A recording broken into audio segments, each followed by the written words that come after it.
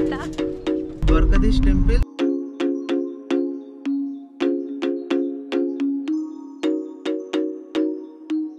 Hello everyone, welcome back to my channel. আবার চলে এসেছি আরও একটা নতুন ব্লগ নিয়ে। আর এখানে আমরা সকালবেলায় আজকে উঠে গেছি, ঘড়িতে বাজে তখন সকাল 6:28। আর বাইরে এসে দেখি আকাশের পূর্ণিমা চাঁদটা কি অপূর্বই না লাগছে। আর এখানে দেখো বাবা আর অনিশ দুজনে একেবারে মন দিয়ে চাঁদের ফটো তুলেই যাচ্ছে। এখানে সকালে বেশ ভালো ঠান্ডা। তোমার ঠান্ডা লাগছে না বাবা? আমরা তারপর রুমের দিকে গেলাম যে দেখি মা কি করছে। তো গিয়ে দেখলাম মা এতটাই আগের দিনের জন্য ক্লান্ত হয়ে গেছে যে তখনও উঠতে পারেনি। তারপরে আমরা ভাবলাম যে থাক, মা একটু শুক, ততক্ষণ আমরা একটু ছাদ থেকে ঘুরে আসি। আস্তে বাবা, ধার দিয়ে তো কেউ উঠে। ছাদে যাওয়ার রাস্তাটা বিশাল অন্ধকার, কারণ দুটো ফ্লোর তখনও আন্ডার কনস্ট্রাকশন। আমরা ছাদে এলাম।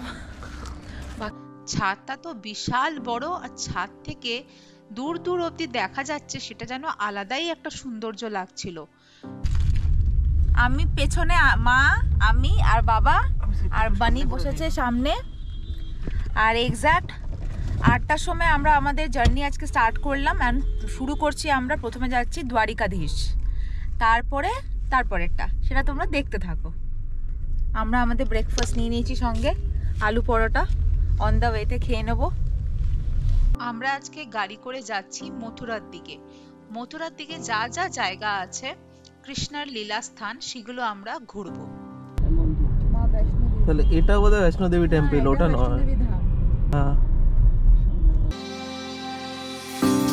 দ্বারকাধীশ টেম্পল আর কৃষ্ণ জন্মভূমি, এই দুটো হচ্ছে মথুরাতে। দ্বারকাধীশ টেম্পল আমরা যেখানে থাকছি সেখান থেকে 12 কিলোমিটার, আর দ্বারকাধীশ টেম্পল থেকে আবার জন্মভূমি হচ্ছে 2 কিলোমিটার মতো। গাড়ি করে আমাদেরকে একটা 4 মাথার মোড়ে নামিয়ে দিল। সেই জায়গাটার নাম হচ্ছে মাসানি চৌরায়া। সেখান থেকে টোটো ধরে যেতে হবে আরো 1 কিলোমিটার, কারণ ওখানে নাকি গাড়ি যায় না, রাস্তাটা নাকি খুবই সরু। তো আমরা আমাদের ব্যাগ সবকিছু গাড়ির মধ্যেই রেখে দিয়েছি, কারণ আমাদের ড্রাইভার দাদা বললেন যে এখানে একটু পিকপকেট হয়। তো আমরা এখানে 4 জনে মিলে একটা টোটোতে চেপে পড়েছি, আর এই সুন্দর আশেপাশে দৃশ্য দেখতে দেখতে বেশ যাচ্ছি। আর দেখো রাস্তাগুলো কতটা সরু, আর সামনে দেখতে পেলাম দুটো ঘোড়া আর একটা গাধা। বেশ সকাল সকাল ঠান্ডার মধ্যে ওরা দাঁড়িয়ে আছে, আর হালকা হালকা তখন রোদটা উঠেছে, খুব ভালো লাগছিল। কিন্তু রাস্তাটা যেহেতু গ্রামের রাস্তা, মানে টোটোর ঝাঁকুনি সে আর বলার নয়, বিশাল ঝাঁকুনি খেতে খেতে যাওয়া হয়েছিল আমাদের। এই রাস্তাটা পুরোটাই যমুনা নদীর পাশ দিয়েই একটা গ্রামের রাস্তা চলে গেছে। এই টোটো করে আমাদেরকে একটা জায়গায় নামিয়ে দিল, ওখান থেকে আবার নৌকা করে চাইলে দ্বারিকাধীশ যাওয়া যায়, আবার অনেকে ওখান থেকে হেঁটেও যায়। আমরা ভাবলাম যে আমরা হেঁটেই যাব। থেকে হেঁটে যেতে হবে, সেটা 200 মিটার হেঁটে গেলে। বাবা যাচ্ছে দোলনা চড়তে।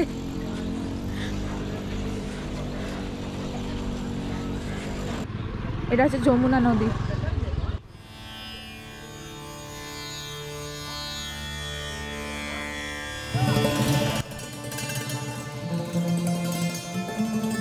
যমুনা নদীর পার ধরে হাঁটতে হাঁটতে গিয়ে একটা পৌঁছলাম একটু শহর মতন জায়গায়। দুদিকে বাজার, মাঝখানে একটা সরু রাস্তা চলে গেছে, আর দুপাশের বাড়ি ঘরগুলো সেই আমরা যে রাধাকৃষ্ণ সিরিয়াল বা এসব দেখলে পরে যেমন দেখে থাকি, ঠিক তেমনি যেন লাগছিল দেখতে। আমরা দুপাশ দেখতে দেখতে বেশ যাচ্ছিলাম। দ্বারকাধীশ মন্দির भैया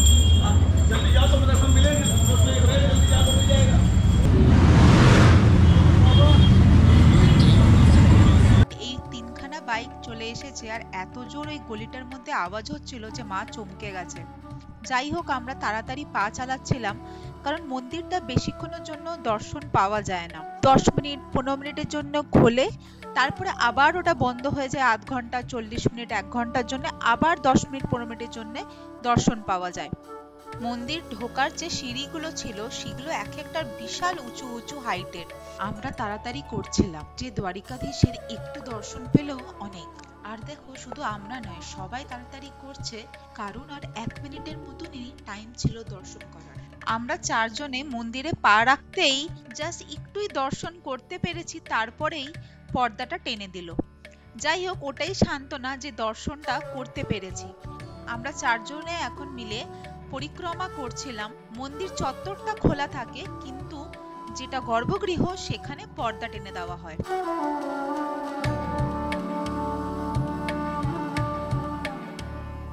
আর মন্দিরের ভেতরটা কি সুন্দরই না দেখতে, যেন পুরো একটা রাজপ্রাসাদের মতন।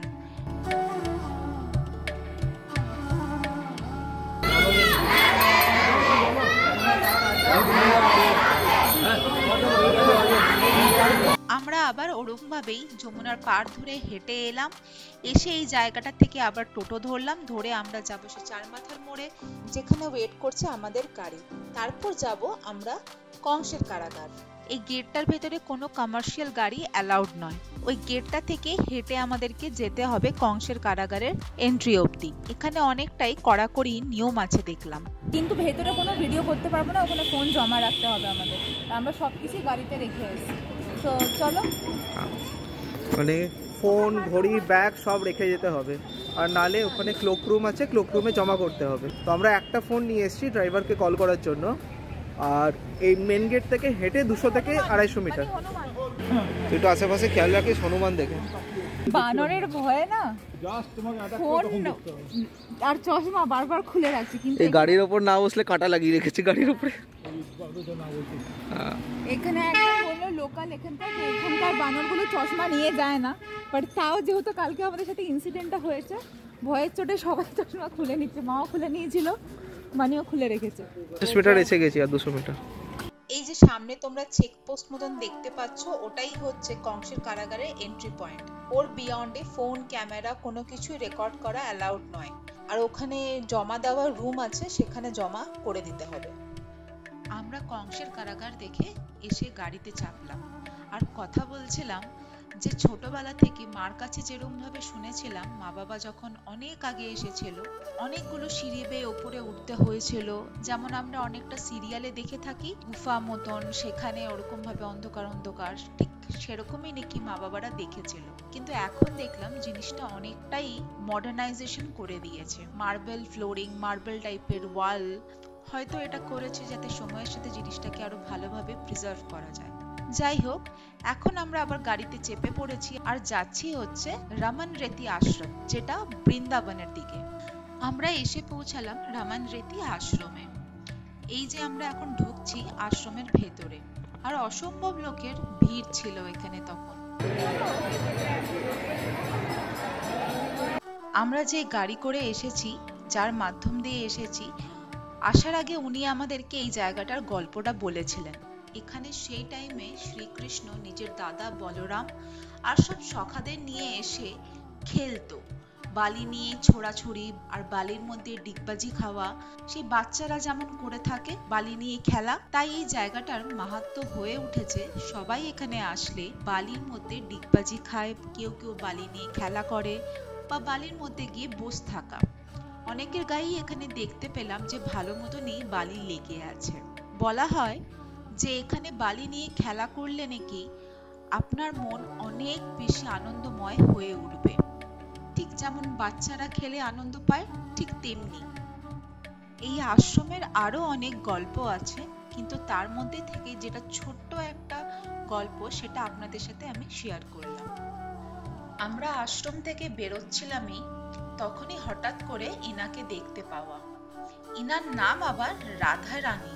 রাধারানী এই সময় আশ্রম থেকে বেরিয়ে বাইরের দিকে যাচ্ছিল স্নান করার জন্য। বাবা আবার দেখলাম টুক করে একটু রাধারানীর সুরটা আদর করে নিল, বেশ ভালো লাগলো।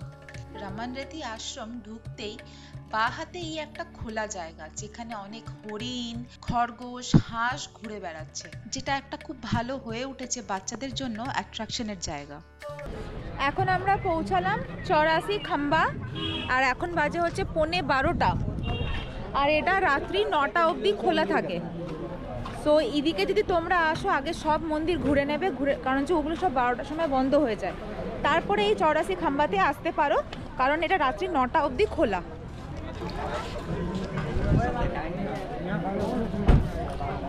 গাড়ি থেকে নেবে খানিক হাঁটা পথে এই চৌরাসিয়া খাম্বা জায়গাটায় যেতে হয়। এটা আসলে হচ্ছে নন্দ বাবা আর যশোদা মাইয়ার বাড়ি। কি সুন্দর দুধারে ছোট ছোট বাড়ি আর পাতলা গলির মধ্যে দিয়ে আমরা হেঁটে চলেছি। এখানে কিন্তু বেশ ভালো গাইডের উৎপাত আছে, কারণ ওরম ভাবেই ওরা করে খায় আর পুরো গ্রাম্য পরিবেশ। এরম করে হাঁটতে হাঁটতে গিয়ে আমরা পৌঁছালাম চৌরাসিয়া খাম্বাতে। চৌরাসিয়া খাম্বা নামটা এই কারণেই, কারণ ভেতরে 84টা খাম্বা আছে। এখান থেকে জানতে পারলাম এই খাম্বা ধরে ধরে কৃষ্ণা দৌড়ে বেড়াতো আর এই যশোদা মাইয়া ধরার চেষ্টা করতো। একটা খাম্বা যেটাকে খুব সুন্দর করে সাজিয়ে রেখেছে আর পুজো হচ্ছে, সেখানেই নাকি যশোদা মাইয়া কৃষ্ণা লাল্লাকে দড়ি দিয়ে বেঁধে রেখেছিল। কিছু কিছু জায়গার অনুভূতি ভাষায় প্রকাশ করতে গেলে সেটা যেন অনেকটা কম হয়ে যায়।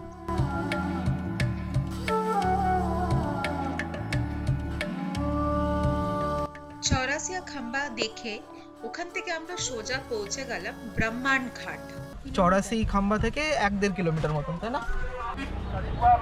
কচ্ছপ আর মাছ আছে তাদেরকে খাওয়ানোর জন্য।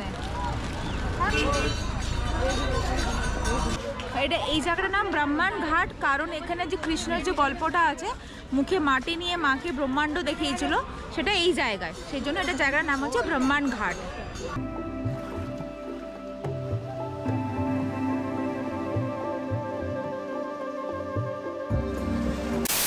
আমরা সব ঘুরে টুরে ফিরলাম আজকে।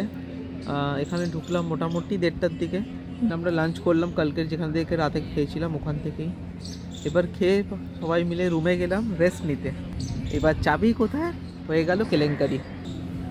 এখন চাবি নেই রুমের। ইভেন আমরা দুটো রুম নিয়েছি, সেকেন্ড রুম যেটা আমাদের রুমের চাবি সেটা আবার রেখেছি মা বাবার রুমে, যে রুমটা চাবি হারিয়ে গেছে। যাই হোক, বলে একটা ডুপ্লিকেট চাবি আনা করালাম, সেই ডুপ্লিকেট চাবিটাও ভুল। তো এখন এবার লক চেঞ্জ হবে।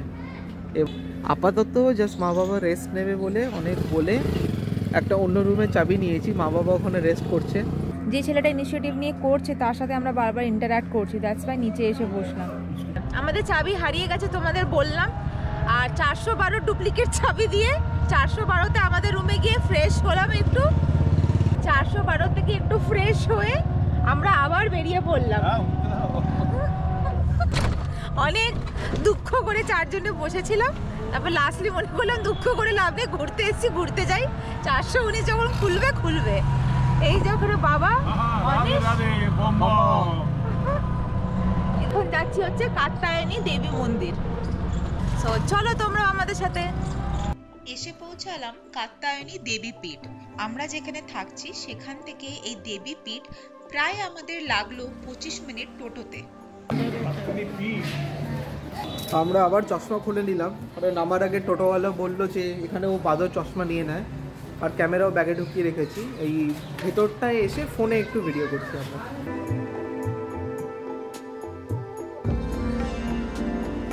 হনুমানের উৎপাতে এখানে নেট দেওয়া আছে, অসুবিধা নেই। আমরা খুব ভালোভাবে দেবীর দর্শন করলাম, কিন্তু তোমাদের সাথে সেটা শেয়ার করতে পারলাম না, কারণ ভেতরে ভিডিও করা বারণ ছিল।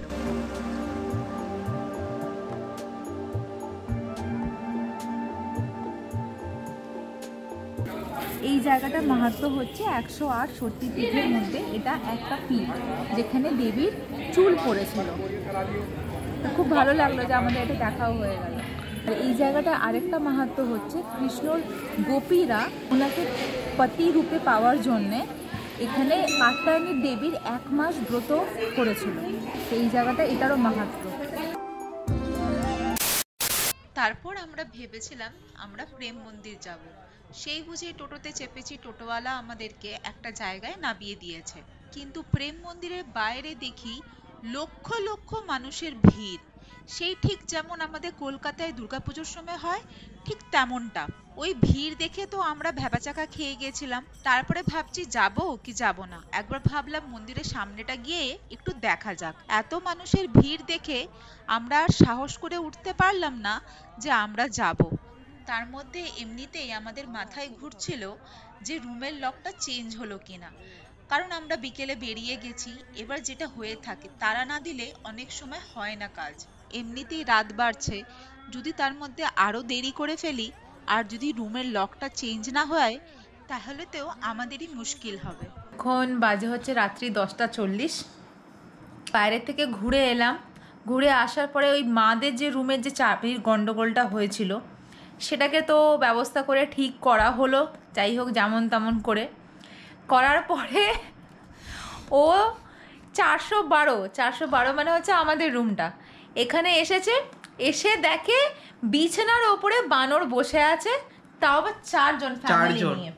এবার ও ওদেরকে তাড়ালো, বাচ্চাগুলো বেরিয়ে গেছে কিন্তু বড়টা কিছুতেই যাচ্ছে না। তারপর বাবা এসে লাঠি দিয়ে ওটাকে তাড়িয়েছে, তারপরে ওটা গেছে বসে বসে দাঁত দেখাচ্ছে, গঙ্গা করছে, আবার ইভেন উল্টো আবার অ্যাটাক করে আবার এসছেও। পুরো রুমটাকে দেখলে তোমরা ভিডিওতে পুরো বিছানায় হিসু করে, বালিশে হিসু করে, চারিদিকে সব তছনছ, কানের দুল চিবিয়ে আবার চোখের কাজলটাকে পুরো খেয়ে নিয়েছে আর ওষুধপত্র খেয়ে নিয়েছে। হ্যাঁ, ঠাকুরের কৃপা যে আমার ল্যাপটপটাকেও কিছু করেনি। ল্যাপটপটা ওপরে দিয়ে হাঁটাচলা করেছে, পায়ের ভর্তি ছাপ, কিন্তু কিছু হয়নি।